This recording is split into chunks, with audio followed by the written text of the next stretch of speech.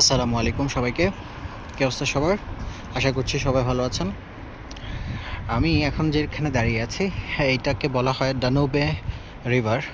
এটা ইউরোপের মধ্যে বিগেস্ট বলে অনেকেই, বাট এটা আসলে second longest river in Europe and central Europe. এর আগে আরেকটা আছে যেটা রাশিয়াতে আছে, যেটা সবচেয়ে লম্বা দীর্ঘতম, বাট এইটাই হচ্ছে সেকেন্ড। রাশিয়াকে বাদ দিলে আমরা ইউরোপের মধ্যে এটাকেই বলতে পারি সবচেয়ে বড়। তো এটা মোটামুটি 10টা কান্ট্রিতে ফ্লো করে। এটা তো জার্মানিতেও ফ্লো করে, হাঙ্গেরিতেও ফ্লো করে, আর অস্ট্রিয়া তো এখানে অবস্থান করছেই। এখন আমি আছি লিনজের এই ব্রিজটা হচ্ছে রথ হাউসের সাথে হাউপ্লাস্ট এবং রথ হাউসকে কানেক্ট করছে। আমি আপনাদের একটা ইন্টারেস্টিং বিষয় দেখাবো আজকে। এখানে রথ হাউস হচ্ছে একটা ম্যাজিস্ট্রেট অফিস, যেখানে সব ধরনের ম্যাজিস্ট্রি কাজ এখানে করা হয়। মেয়ররা এখানে থাকেন।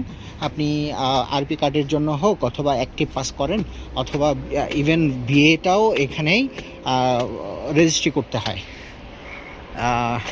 এই রিভার থেকে আমি একটু উপরের দিকে উঠতেছি।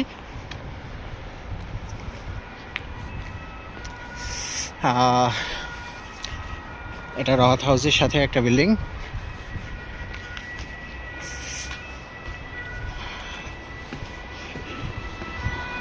ব্রিজটা সম্পর্কে একটা ইন্টারেস্টিং আইডিয়া দিব আপনাদের, একটু ওয়েট করেন। এটা হচ্ছে সেই ম্যাজিস্ট্রি অফিস। সরি ফর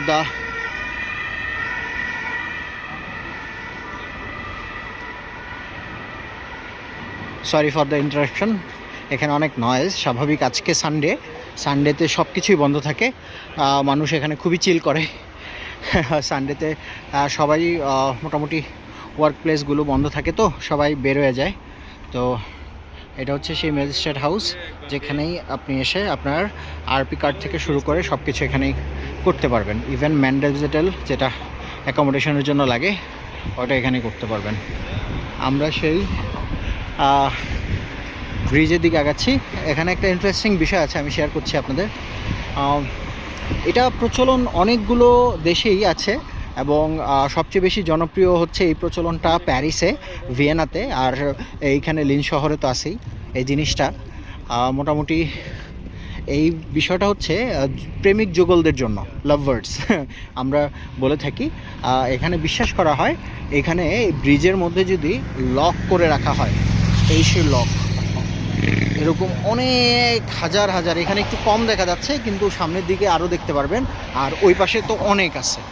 ওই পাশেটুকু দেখাতে গেলে আমার অনেক লম্বা হয়ে যাবে ভিডিওটা। আমি একটু কাহিনিটা বলি। এখানে বিশ্বাস করা হয় যে প্রেমিক যুগল যদি এখানে লক করে, লকের মাথায় যদি, লকের উপরে যদি তার নাম এইভাবে প্লাস দিয়ে ইনিশিয়ালগুলো লিখে রাখে, তাহলে যেটা হয় যে তাদের বন্ধনটা আরও অটুট থাকে। ইভেন এটাও প্রচলন আছে, এই লকগুলো তারিখ সহ যদি লিখে রাখে, এবং লকের যেই চাবিটা আছে সেই চাবিটা যদি এই পানিতে ফেলে দেওয়া হয়, তাহলে তাদের এই বন্ধনটা কখনোই আর ছিন্ন হবে না, এটা অটুট হয়ে যাবে। এই বিশ্বাস থেকে তারা এটা করে। কতটুকু সত্য আমরা জানি না।